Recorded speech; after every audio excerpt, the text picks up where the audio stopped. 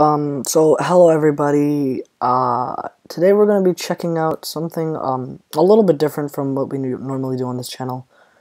And it's we're going to be doing some OCG deck profiles. So this was top 8 in the Philippines. This was like a month back or some amount of time back when this deck originally came out. So essentially it's a Water Facts. This is one of the decks in the top 8 of the Philippines. I think it was Nats for them. Sorry about that. Accidentally switched my tab.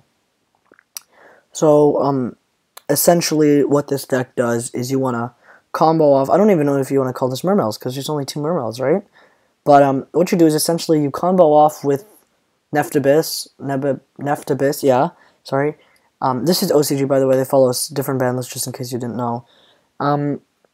They combo off with Neftabyss, go for OTK plays, and if it doesn't go through, you can... Or they can just make a huge board and then just set Sanctum, and on your opponent's turn just flip it as, like, a play interrupter, or flip it, like, flipping up a Scythe, which is absolutely just the most insane thing I've ever seen. I don't know if this is organized. Okay, side deck wasn't. But, we're gonna get right into it. I think this is a very interesting, list. Definitely piloted by probably a very good player. Yeah. We'll see. We'll get right into it. So we played 1 Beagle Tech, 1 Moral Tech, because it's at 1, even in OCG. Double Scythe, double Dragoons, triple Infantry, and triple Marksman. I find this kind of outstanding.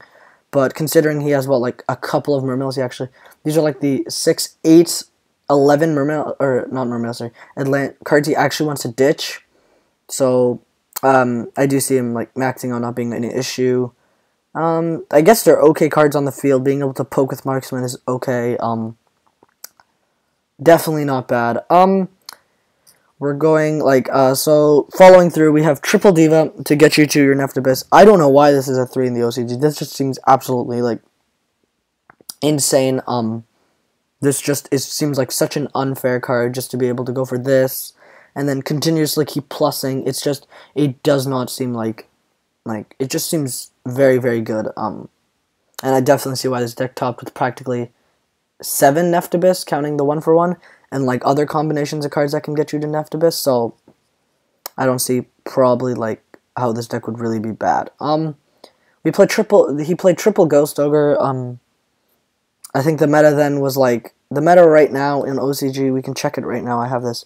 Is Clownblade, Necros, and Heroes, Atlanteans, Train Dolls, Volcanics as a splashable engine. So Clifford, I hear Ignites are doing okay in the OCG because they have Infinity. I don't think they're doing as well here because they don't have very many Floodgate monsters they can just enter. Yeah, like you can see some of the comments. Like Heroes is literally just like an Infinity deck with Status deck. Like I don't know, like. I feel like this is probably one of the most creative decks I've probably seen out of the OCG. There is some other really crazy stuff. I could show you the wacky Pendulum deck. That deck is pretty insane too. Leave a comment if you want to see that. Like, here you go. You got it right here is what seems to be topping. This was posted 2 months ago, actually. Oops, that's probably not as accurate as you think. But I know Ignites are topping, but the Performa made, the Clownblade is topping because they still have Volval Chain. I know Magic Spectres is topping. Magic Spectres are just amazing. I know, Performa Pals are actually topping, yeah. I know, right? They just have massive searchability, like, as a splashable engine. Deathspots are doing okay. Necros are not doing that great. Like, you'll see one, like, every top 8, maybe one every top 16 in OCG. You can correct me if you... correct me if I'm wrong. So I think Ghost Ogre was definitely a very good pick over, like, Valor and Maxi. So, I don't know what his insight was, but, we're playing double Megalo. No, sorry, not me. He's playing double Megalo. Guess he didn't want to draw too many. 1 Moon Glacia, and then triple Neftabyss. Because, you know, without this, the deck wouldn't really run. So it's like 24 monsters, as you can see over here. It is a pretty fluid, like, flowing list. Everything kind of works together besides like these 7, and even yet like they're just free cards practically with Sanctum. So I felt like it's a pretty strong splashable engine still, even though like Moral Tech's at 1. But anyways, we play 1 Cietas, or sorry, why do I keep saying we? He played one Sietas for the OTK, and plus you can negate traps with it, which I guess is something you can do. I don't know. He played triple ignition and two double cyclone. Double cyclone. Yeah. So I guess he just was kind of afraid of back row, and he wanted a lot of ways to remove it. Plus, he probably didn't want these to clog, considering he played more artifacts than he played sanctums and ignitions.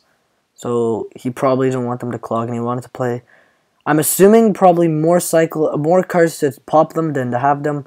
I don't know how consistent this was, but it was there.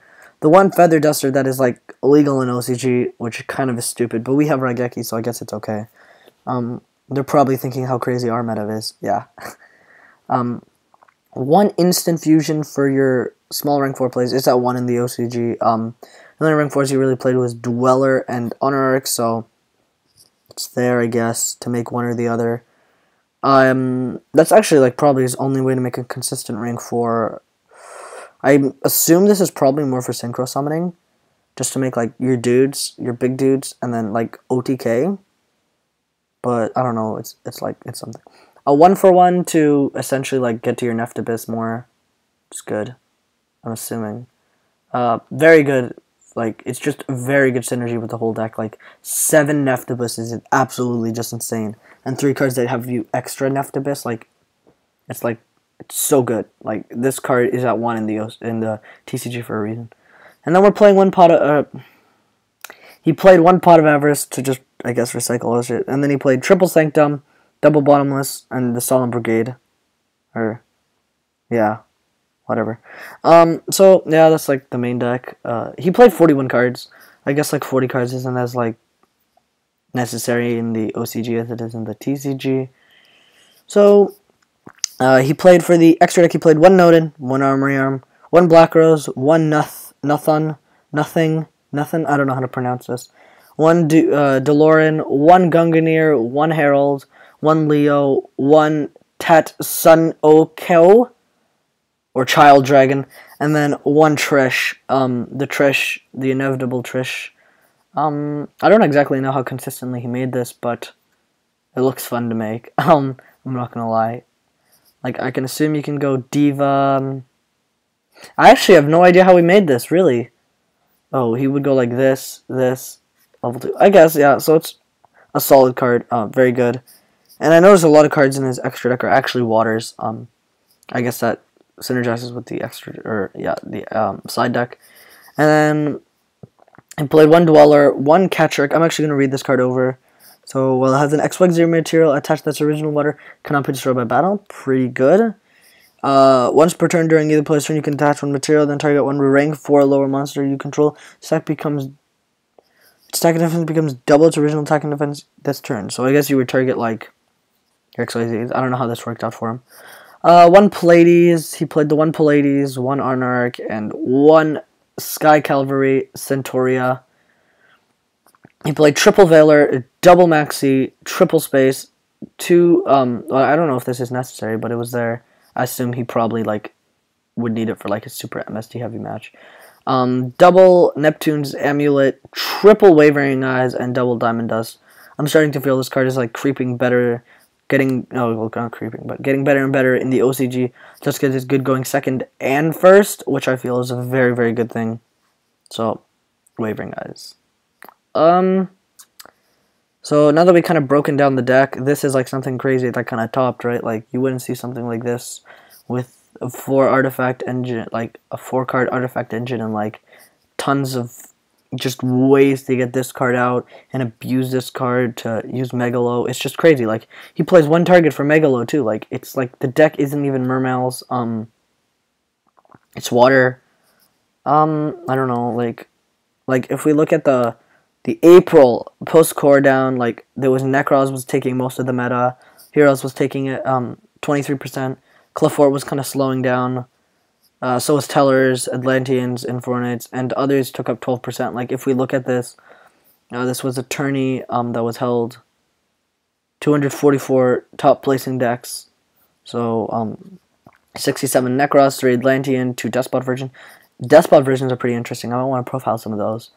So 56 heroes, 25 cliff forts, 24 tellers, 23 Atlanteans, 4 Gen-X, 1 Gen-X Mermail, 8 Gen-X, 8 Mermail variants, so pretty interesting. 20 Infernoid, which is kind of surprising, to be honest. Like, you don't see it making much of an impact here anymore. It has been making an impact on ARG, though. So, yeah, that's something to note.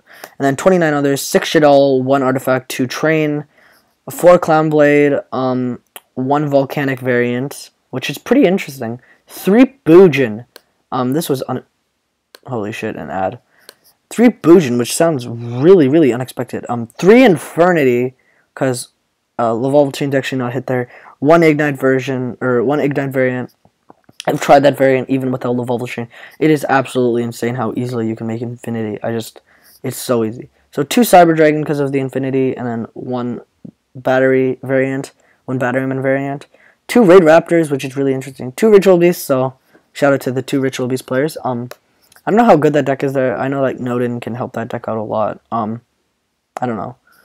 2 Yang Zing, that's pretty interesting. This is the first time I'm seeing this list too.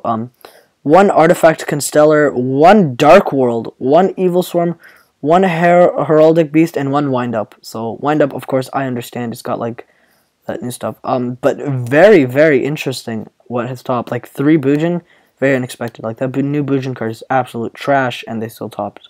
So, so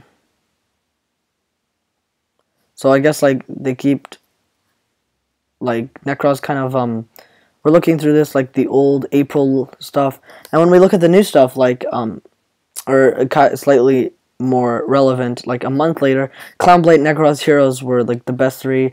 Following behind was, or tier 2, I guess I would call following behind, was Atlantean, and then Train Doll's Volcanic variants as like a splashable engine, Cliff Fort, Satella, Infernoid, and like they sprinkled, like it's just absolute like nuts. Now we see decks like Magispectors, and Magispectors and other stuff just topping because they just absolutely like they have such crazy advantage. Like I am not looking forward to that deck coming in the TCG.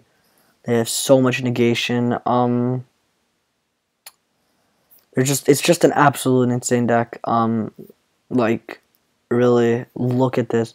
I feel like the TCG could definitely like follow behind this because we are like a couple steps behind the OCG. Of course, Satellar Knights won Worlds. I think that if we had OCG cards, it would never be Satellar Knights, like not in a million years. But like, I don't know. Going back to this deck, I believe this takes up the 10%, 9% that topped at the time. This is kind of older. Like I know it's kind of irrelevant for some of you, but like something good to note. Anyways, I think this video is already long enough. So, this is Elias signing out. Yeah. Oh, sorry. The Phantom Armor signing out. See you next time. Save. Okay. Well, I guess we'll like end the recording. Shit. How do you do this? I just want to end the recording. Oh my god, this is so professional. What? Okay, here we go. We got it. Okay, this is Elias signing out. Almost. In 1 second.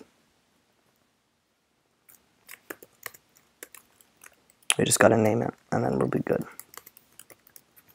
I still need to learn how to use this system. So